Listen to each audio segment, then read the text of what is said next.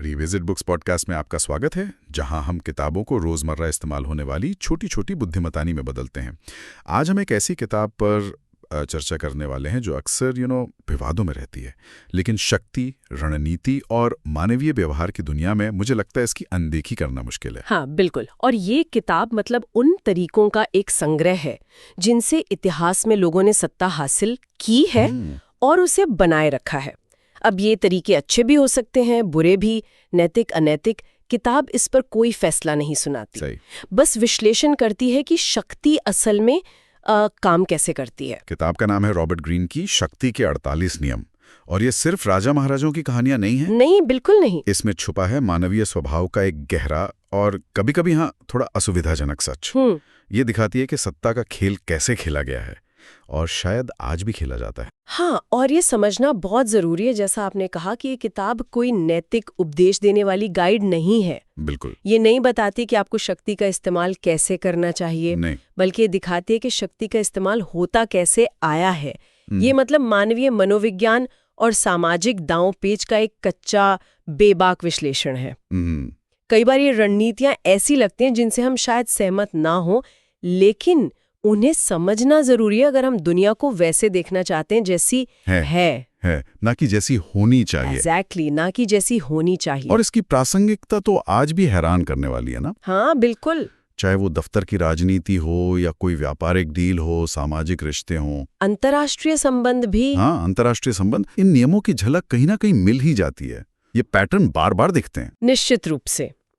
तो ये चर्चा उन लोगों के लिए खास तौर पर फायदेमंद हो सकती है जो मानवीय रिश्तों और सामाजिक ढांचों के पीछे की असलियत को समझना चाहते हैं।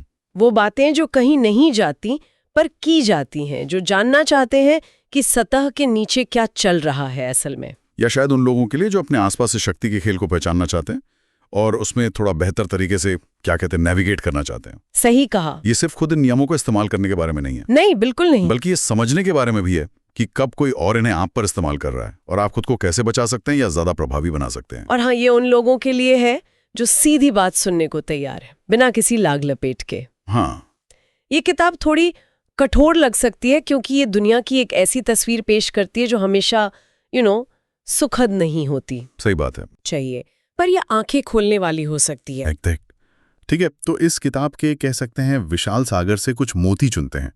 हमने कुछ ऐसे नियम चुने हैं जो आज की दुनिया में शायद सबसे ज्यादा प्रासंगिक लगते हैं या सोचने पर मजबूर करते हैं। पहला नियम जो दिमाग में आता है वो है नियम 4, हमेशा जरूरत से कम बोलें। ये थोड़ा अजीब लगता है ना, क्योंकि हमें अक्सर लगता है कि ज्यादा बोलने से, ज्यादा समझाने से हमारा प्रभाव बढ़ेगा। सही कहा, लेकिन इस नियम के पीछे का तर्क ये है कि आप जितना ज्यादा बोलते हैं उतना ही ज्यादा साधारण लगने का और नियंत्रण खोने का खतरा रहता है। अच्छा। जब आप कम बोलते हैं तो आपके शब्दों में ज्यादा वजन लगता है। लोग अंदाजा लगाते रहते हैं कि आप क्या सोच रहे हैं। और ये अनिश्चितता आपको एक रहस्यमयी आवरण देती है जो अपने आप में शक्ति का एक रूप है।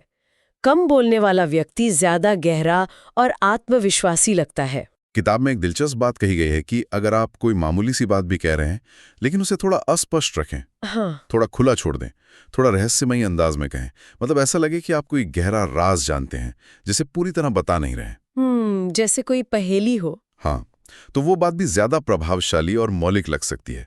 शक्तिशाली लोग अक्सर कम बोलकर ही अपना प्रभाव डालते हैं और दूसरों में एक तरह का भय या सम्मान पैदा करते हैं।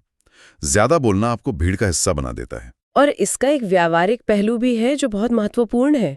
आप जितना ज्यादा बोलते हैं उतनी ही ज्यादा संभावना होती है कि आप कोई ऐसी बात कह दें जो मतलब आपको नहीं कहनी चाहिए थी। हाँ, फिसल गए। हाँ, कोई मूर्खतापूर्ण टिप्पणी कर दें या अनजाने में कोई ऐसी जानकारी दे दें जिसका इस्तेमाल आपके खिलाफ हो सकता है। लुई 14वें के दरबार का उदाहरण इसमें बहुत सटीक बैठता है। उनके मंत्री और दरबारी घंटों तक बहस करते थे, हर छोटी बड़ी बात पर विचार करते थे, ये जानने की कोशिश में कि राजा असल में क्या सुनना चाहते हैं। अच्छा। लेकिन जब वो अपनी सारी बातें राजा के सामने रखते थे तो लुई अक्सर या तो चुपचाप सुनते रहते थे या फिर बस 1-2 संक्षिप्त गूढ़ वाक्य बोलते थे। उनकी वो चुप्पी और कम बोलना ही उनके शब्दों को वजन देता था और उनके नियंत्रण को दर्शाता था। कोई समझ नहीं पाता था कि वो असल में क्या सोच रहे हैं। लेकिन क्या इसमें ये खतरा नहीं है कि कम बोलने से गलतफहमी पैदा हो जाए? हाँ, ये एक बहुत वैलिड पॉइंट है। या ऐसा लगे कि आप जानकारी छुपा रहे हैं, खासकर आज के जमाने में जहां पारदर्शिता, कोलैबोरेशन पर इतना जोर है। बिल्कुल, ये एक बहुत जरूरी सवाल है।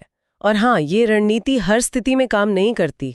जाहिर है, जिन माहौल में खुला संवाद और टीम वर्क जरूरी है, वहां जरूरत से ज्यादा कम बोलना या रहस्यमयी बने रहना वो विश्वास को कम कर सकता है जी, रिश्तों को नुकसान पहुंचा सकता है। सही। तो इस नियम को भी संदर्भ के हिसाब से ही देखना होगा।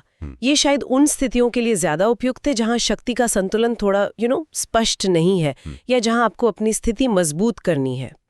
ये एक हथियार है और हर हथियार हर लड़ाई में कारगर नहीं होता। ये बात सही है।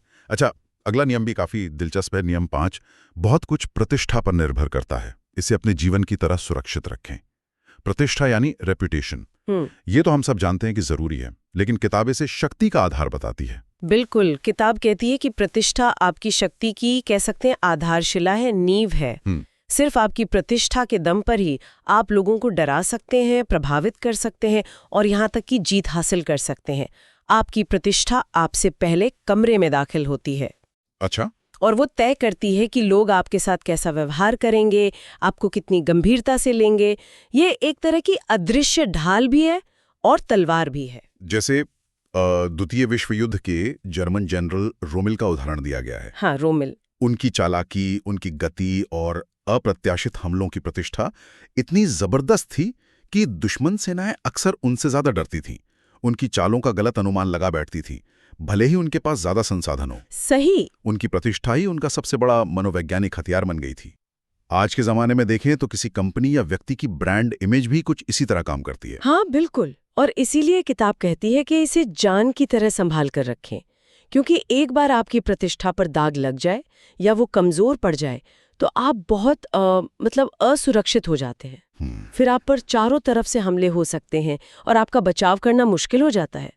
इसलिए अपनी प्रतिष्ठा को सोच समझ कर बनाना और उसे किसी भी संभावित हमले से बचाना बहुत जरूरी है। किताब सलाह देती है कि उन संभावित खतरों के प्रति हमेशा सतर्क रहें जो आपकी प्रतिष्ठा को नुकसान पहुंचा सकते हैं, और उन्हें पनपने से पहले ही रोक दें।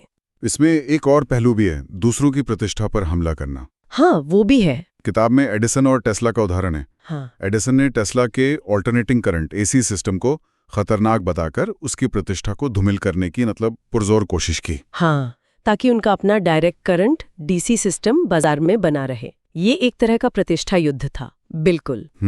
दूसरों की प्रतिष्ठा में छेद करना, खासकर जब वो आपसे ज्यादा शक्तिशाली हों, उन्हें कमजोर करने का एक तरीका हो सकता है। लेकिन किताब चेतावनी भी देती है कि ये बहुत सावधानी से किया जाना चाहिए। अगर आप इसमें अनाड़ी लगते हैं या ऐसा लगता है कि आप सिर्फ जलन या बदले की भावना से ऐसा कर रहे हैं, तो उल्टा पड़ सकता है। हाँ, तो ये उल्टा पड़ सकता है और आपकी अपनी प्रतिष्ठा खराब हो सकती है। लोग आपको नकारात्मक या अविश्वसनीय मानने लगेंगे। तो प्रतिष्ठा का खेल जो है वो दो-धारी तलवार है। सचमुच। चलिए अब एक ऐसे नियम पर आते हैं जो शायद सबसे ज्यादा विवादास्पद लगता है। नियम 7, दूसरों से काम करवाएं लेकिन श्रेय हमेशा खुद लें। ये सुनने में ही थोड़ा अजीब लगता है ना? हाँ, ये निश्चित रूप से असहज करने वाला नियम है। ये नियम रचनात्मकता, मेहनत और उसके फल के बंटवारे के बारे में है। और किताब बड़ी बेबाकी से कहती है कि दुनिया ऐसे लोगों से भरी पड़ी है जो दूसरों की मेहनत पर फलते फूलते हैं। जैसे गिद्ध, वो खुद आविष्कार करने या मेहनत करने की बजाय दूसरों के किए कराए का फायदा उठाते हैं। किताब की सलाह है कि इस मामले में भोले या आदर्शवादी ना बने। हाँ, अपनी रचनात्मकता और मेहनत के फल को बचाकर रखें, लेकिन जहां संभव हो दूसरों के काम, विचारों या मेहनत का इस्तेमाल अपने फायदे के लिए करें। इसमें ऐसे लोगों को काम पर रखना शामिल हो सकता है जिनके पास वो हुनर हैं जो आपके पास नहीं है, और फिर उनके काम को अपने विजन के तहत पेश करना। टेस्ला का जिक्र यहाँ फिर आता है। वो एक प्रतिभाशाली आविष्कारक थे, इसमें कोई शक नहीं। हाँ। लेकिन उनके कई आविष्कारों का श्रेय या व्यावसायिक लाभ मार्कोनी या एडिसन जैसे लोगों को मिला। टेस्ला शायद श्रेय लेने और अपनी छवि बनाने के खेल में उतने माहिर नहीं थे जितने वो विज्ञान में थे। दूसरी तरफ थॉमस एडिसन और महान चित्रकार पीटर पॉल रूबिन्स जैसे लोग, इस रणनीति के माहिर माने जाते हैं। हाँ बिल्कुल। एडिसन की आविष्कार फैक्ट्री में कई प्रतिभाशाली लोग काम करते थे, जिनके योगदान से बने उत्पादों को अक्सर एडिसन के नाम से ही जाना जाता था। और रूबिन्स का एक बड़ा स्टूडियो था, जहां कई सहायक कलाकार उनकी देखरेख में पेंटिंग्स के बड़े हिस्से बनाते थे, लेकिन अंतिम कृति पर नाम रूबिन्स का ही होता था। हाँ, अब सवाल ये उठता है कि क्या ये शोषण है या प्रतिभा का कुशल प्रबंधन। किताब इसे शक्ति के नजरिए से देखती है, नैतिकता के नहीं। किताब यहाँ तक कि अतीत के ज्ञान और अनुभवों का उपयोग करने की भी सलाह देती है। मतलब आपको पहिया दोबारा आविष्कार करने की जरूरत नहीं है। सही। बिस्मार्क का एक मशहूर कथन है, मूर्ख कहते हैं कि वे अनुभव से सीखते हैं, मैं दूसरों के अनुभव से लाभ उठाना पसंद करता हूँ। इस नियम का सार यही है, दूसरों के श्रम, ज्ञान और अनुभव का लाभ उठाएं और उसका श्रेय खुद लेकर अपनी शक्ति और प्रभाव बढ़ाएं। ये आज के कॉर्पोरेट जगत में भी दिखता है, जहां लीडर्स अक्सर टीम के काम का श्रेय लेते हैं। लेकिन क्या इससे टीम का मनोबल नहीं गिरता? क्या लोग ऐसे लीडर के प्रति वफादार रहेंगे जो उनका श्रेय छीन लेता है? ये बिल्कुल सही चिंता है, और यहीं पर इस नियम का जोखिम सामने आता है। अगर इसे बहुत भद्दे तरीके से या बार बार किया जाए तो ये निश्चित रूप से टीम के सदस्यों में नाराजगी पैदा करेगा। हाँ। उनका मनोबल तोड़ेगा और वफादारी खत्म कर देगा। हाँ। शायद ज्यादा कुशल लीडर वो होता है जो दूसरों के योगदान को स्वीकार करते हुए भी अंतिम परिणाम को अपने विजन और नेतृत्व से जोड़ने में कामयाब रहता है। संतुलन साधना। हाँ, संतुलन साधना यहाँ भी महत्वपूर्ण है। किताब सिर्फ रणनीति बता रही है, उसके नैतिक या व्यावहारिक परिणामों की पूरी जिम्मेदारी पाठक पर छोड़ देती है। ठीक है, और अब अंतिम नियम जिसकी हम चर्चा करेंगे वो है नियम 48, रूपहीनता धारण करें, अज्यूम फॉर्मलेसनेस। ये थोड़ा दार्शनिक सा लगता है, इसका क्या मतलब है? हाँ, थोड़ा फिलॉसफिकल है। ये नियम अनुकूलनशीलता और अप्रत्याशितता के बारे में है। किताब कहती है कि अगर आप एक निश्चित ठोस आकार या योजना बना लेते हैं तो आप खुद को दुश्मन के हमले के लिए खुला छोड़ देते हैं। अच्छा। अगर आपके विरोधी को पता है कि आपकी रणनीति क्या है, आपका अगला कदम क्या होगा, आपका रूप क्या है, तो वो आसानी से आपकी काट तैयार कर सकता है, आपकी कमजोरियों का फायदा उठा सकता है। तो इसका उपाय है कि कोई निश्चित रूप धारण ही ना करें, पानी की तरह बने, जैसा कि किताब कहती है। हाँ बिल्कुल, पानी की तरह। पानी का अपना कोई आकार नहीं होता, वो जिस बर्तन में जाता है उसी का आकार ले लेता है।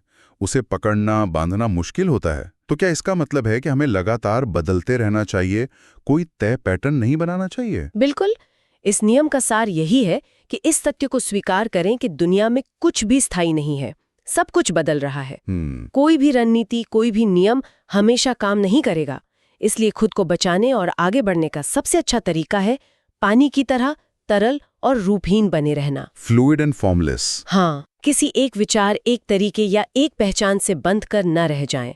स्थिरता या किसी स्थायी व्यवस्था पर भरोसा न करें, क्योंकि बदलाव ही एकमात्र स्थिर चीज है। किताब में प्राचीन स्पार्टा का उदाहरण दिया गया है। हाँ, स्पार्टा अपनी कठोर सैन्य अनुशासन, स्थिरता और अपरिवर्तनशील सामाजिक संरचना के लिए मशहूर था। यही उनकी ताकत थी। लेकिन समय बदला। एथेंस पर जीत के बाद स्पार्टा में धन और विलासिता का प्रवेश हुआ, लेकिन स्पार्टा का वो कठोर ढांचा इस नए बदलाव के अनुकूल नहीं बन पाया। वो बदल नहीं पाए। हाँ, वो अपनी पुरानी व्यवस्था से इतने बंधे हुए थे कि वो बदलती परिस्थितियों को संभाल नहीं सके, और आखिरकार उनका पतन हो गया। वो रूपहीन नहीं थे, वो पत्थर की तरह ठोस थे और टूट गए। और ये सिद्धांत सिर्फ प्राचीन इतिहास या युद्ध तक ही सीमित नहीं है। ये आज के व्यापार, राजनीति, यहाँ तक कि निजी जीवन में भी लागू होता है। सही बात है। व्यापार में जो कंपनियां बाजार के बदलते रुझानों के साथ खुद को तेजी से नहीं बदल पाती, वो पीछे रह जाती हैं। राजनीति में जो नेता सिर्फ एक ही मुद्दे या तरीके से बंधे रहते हैं, वो अप्रासंगिक हो सकते हैं। शक्ति तभी फलती फूलती है जब वो लचीली हो, जब वो जरूरत के हिसाब से अपना रूप बदल सके। ये ठहराव के बजाय निरंतर गति, निरंतर विकास और अनुकूलन के बारे में है। आपको हमेशा सीखते रहना होगा, बदलते रहना होगा, अप्रत्याशित बने रहना होगा। तो ये थे कुछ नियम शक्ति के 48 नियम से। ये किताब वाकई सोचने पर मजबूर करती है। ये शक्ति की कैसी तस्वीर पेश करती है जो शायद हम देखना ना चाहें। हाँ। लेकिन शायद जिसे समझना जरूरी है। ये नियम कठोर, जोड़ तोड़ वाले, यहाँ तक कि अनैतिक भी लग सकते हैं। हाँ, और ये किताब इसीलिए इतनी विवादास्पद है, लेकिन इसका मूल संदेश शायद ये है कि शक्ति एक सामाजिक वास्तविकता है, एक तरह का खेल जिसके अपने नियम हैं, चाहे वो हमें पसंद हो या ना हो। इन नियमों को समझना, इनकी कार्य प्रणाली को पहचानना हमें इस दुनिया में ज्यादा प्रभावी ढंग से मतलब नेविगेट करने में मदद कर सकता है। सही। ये हमें ये समझने में मदद करता है कि हमारे आसपास के लोग, संस्थाएं, सरकारें क्यों वैसा व्यवहार करती हैं जैसा वो करती हैं। तो ये नैतिकता का पाठ पढ़ाने के बजाय जागरूकता बढ़ाने पर जोर देती है, ऐसा कह सकते हैं? बिल्कुल।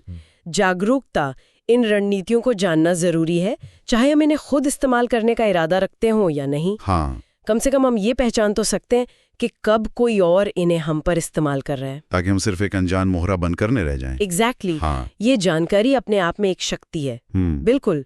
और शायद श्रोताओं के लिए एक विचार छोड़ने लायक ये हो सकता है, इस तरह की शक्ति की रणनीतियों को जानने के बाद क्या व्यक्ति सचेत रूप से इन्हें नजरअंदाज करने का विकल्प चुन सकता है? अच्छा सवाल है। या क्या शक्ति की गतिशीलता ऐसी है कि उसमें शामिल होने पर इन नियमों का प्रभाव अनिवार्य रूप से आ ही जाता है? इस ज्ञान के साथ दुनिया में अपनी जगह कैसे बनाई जाए, ये एक व्यक्तिगत चुनौती है। ये थी आज की चर्चा। हालांकि यह चर्चा किताब के पूरे पाठ की जगह नहीं ले सकती, लेकिन यह उसकी शिक्षाओं की एक झलक पेश कर सकती है। मुझे उम्मीद है कि आपको यह चर्चा उपयोगी लगी होगी और मैं और अधिक साझा करने के लिए उत्सुक हूं। मुझे बताएं कि आप अगली किस किताब पर चर्चा करना चाहते हैं।